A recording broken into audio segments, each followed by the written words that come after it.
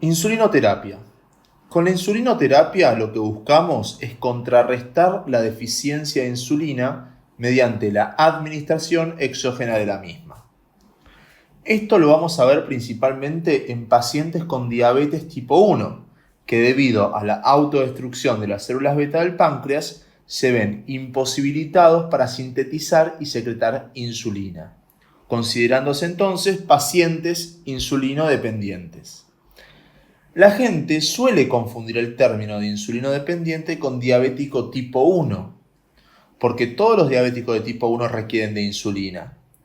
El tema es que hay pacientes con diabetes tipo 2 en estados avanzados que también van a requerir administración exógena de insulina.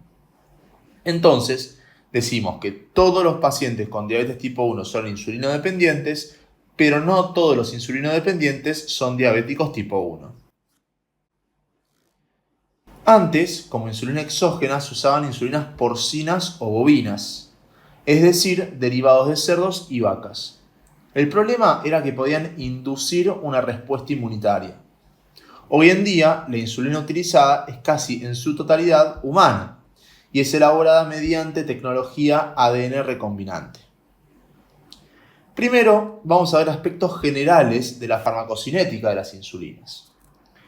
La insulina se destruye en el tubo digestivo, por lo que normalmente la administración es de forma subcutánea, aunque en urgencias se emplea la vía intravenosa y en ocasiones la intramuscular. Se registró absorción pulmonar de insulina, si bien esta formulación en aerosol fue luego retirada del uso terapéutico. La forma principal de administración entonces es la subcutánea y se van a utilizar lápices. Son varios los lugares en los que se pueden inyectar los pacientes con diabetes, pero no todos tienen la misma velocidad de absorción.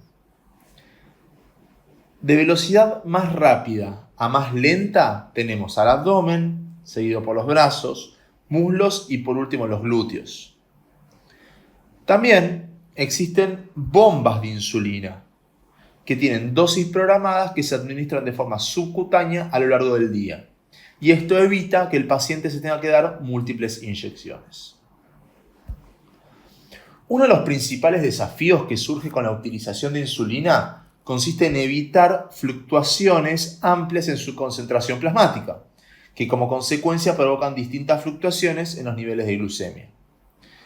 Vamos a encontrar entonces distintos preparados de insulina que se van a clasificar en base a su comienzo de acción y por lo tanto son utilizadas con diferentes fines. Tenemos insulinas de comienzo rápido y de comienzo intermedio, comienzo lento y comienzo ultralento. Se llaman lentas porque al absorberse tardan más en liberarse, por lo que tienen mayor duración de efecto. Se van a usar para mantener un nivel basal de insulina y suelen tener una administración por la mañana. Las insulinas rápidas, por su parte, poseen un comienzo más rápido, ya que la liberación justamente es más rápida.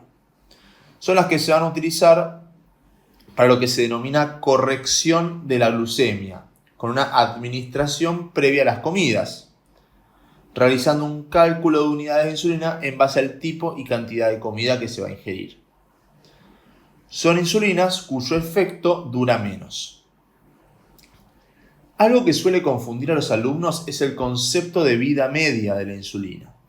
Todas las insulinas tienen la misma vida media, desde las rápidas hasta las ultralentas, que es de 5 a 8 minutos. Recuerden que todas son la misma molécula de insulina. Lo que varía es la velocidad de absorción y liberación que es responsable de la duración del efecto. Bien, una vez explicados los dos tipos de régimen, vamos a ver a cada tipo de insulina, teniendo en cuenta el tiempo de comienzo de acción, el pico máximo y la duración de acción. Y lo vamos a representar en un gráfico. En el eje de las Y vamos a tener a los niveles de insulina en plasma, mientras que en el eje de las X, las horas transcurridas. La insulina regular es la única insulina que se administra por vía intravenosa. Y se puede imaginar que es la insulina de elección para los casos de emergencia.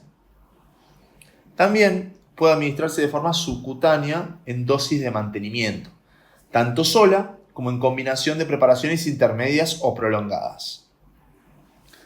Antes del desarrollo de las insulinas rápidas, era la preparación de elección para el control postprandial de la glucemia y requería ser administrada por lo menos 1 hora antes de cada comida, lo que no resultaba muy cómodo. Se va a producir y almacenar unida a un hexámero, que es una molécula que tiene la capacidad de unirse a 6 moléculas de insulina. A medida que pasa el tiempo, las moléculas se van a liberar y van a actuar en cada receptor. Tiene un comienzo de acción de alrededor de 30 a 45 minutos y su pico de insulina es de 2 a 4 horas, con una duración de 6 a 8. Las insulinas rápidas, como les comenté anteriormente, son las insulinas que se van a usar para el control postprandial de los niveles de glucosa, o como se dice comúnmente, corregir los niveles de glucosa. Se inyectan antes de cada comida y son las insulinas de preferencia para las bombas de infusión continua subcutánea. Son utilizados también como tratamiento de cetoacidosis no complicada. En este grupo vamos a encontrar a la lispro, aspartato y glulicina. Son moléculas de insulina regular modificadas con distinta cadena de aminoácidos que resultan ser menos estables, entonces se liberan mucho más rápido luego de la inyección. Van a tener un comienzo de acción de entre los 5 a 20 minutos, con un pico a los 60 minutos y una duración de 2 a 4 horas. Como insulina intermedia tenemos a la NPH, que quiere decir protamina neutral de Hagedorn. Esta insulina va a tener un anillo de protamina y zinc adicional que la vuelve menos soluble en sangre, por lo que la liberación va a ser más lenta. Tiene un comienzo de acción de 1 a 2 horas, un pico que se da entre las 4 a 12 horas y una duración de 18 a 26 horas. Por la duración de acción pueden imaginar que se van a usar para el régimen de insulina basal. Siguiendo con las insulinas lentas, tenemos a detemir y a glargina, ambas usadas para el régimen basal.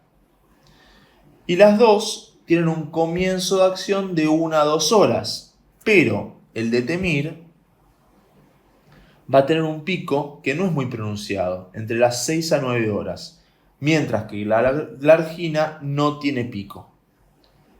Ambas tienen una duración de acción de alrededor de 24 horas. La glargina forma un precipitado de microcristales que le da más estabilidad a la estructura del hexámero. El detemir, en cambio, se une a una molécula de albúmina antes de su activación. Por eso su liberación es más lenta. Por último, en cuanto a la ultralenta, tenemos a degludec, que forma una cadena de hexámeros que se degradan de forma aún más lenta. Tiene un comienzo de acción de 1 a 2 horas sin provocar pico y posee una curva parecida a la glargina, aunque su duración de acción es de hasta 48 horas. En cuanto a los efectos adversos, el más característico que pueden provocar las insulinas es la hipoglucemia o niveles bajos de glucemia en sangre, y se suele dar por una administración excesiva de insulina. Es más frecuente que pase con insulinas rápidas, ya que provocan pico. Un cuadro de hipoglucemia es considerado una complicación aguda de tipo terapéutica y va a tener síntomas de carácter simpático. El signo más característico es la taquicardia y se agregan luego sudoración, dolor de cabeza, debilidad, hambre, mareos y una sensación de ansiedad que los pacientes suelen describir como muy característica. Para contrarrestar esto se tiene que administrar glucosa, ya sea de forma intravenosa o como caramelos por vía oral. También se puede administrar glucagón a través de una inyección intramuscular y se va a usar para hipoglucemias severas, pero su acción hiperglucémica requiere depósitos de glucagón intactos. Existe otra droga llamada diazoxida, que como mecanismo de acción consiste en abrir canales de potasio ATP dependientes de las células beta, inhibiendo la liberación de insulina. Como otros efectos adversos menos graves encontramos a la lipodistrofia, que se da debido a inyecciones repetidas en un misma área. Lo que ocurre es una atrofia o hipertrofia local del tejido graso subcutáneo. Es por eso que es muy importante rotar los lugares de inyección. El aumento de peso moderado puede ser otro efecto adverso. Y por último, existe la posibilidad que se formen anticuerpos contra la insulina o contaminantes proteicos no insulínicos, que resultan en resistencia a la acción de la droga o el desarrollo de reacciones alérgicas. Sin embargo, con el uso de insulinas recombinantes humanas, las reacciones inmunológicas son muy poco comunes.